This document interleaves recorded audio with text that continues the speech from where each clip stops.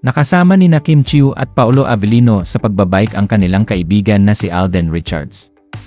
Sa Instagram story nga na ibinahagi ni Kim ay makikita na tumambay sila sa bakery shop ng isa pa nilang kaibigan matapos magbike.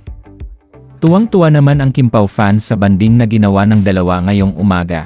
Anila ay napakasayang makita na nagkakasundo sina Kim Chiu at Paolo Avellino kasama ang kanilang mga kaibigan.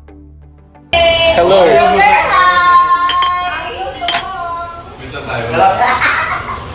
B.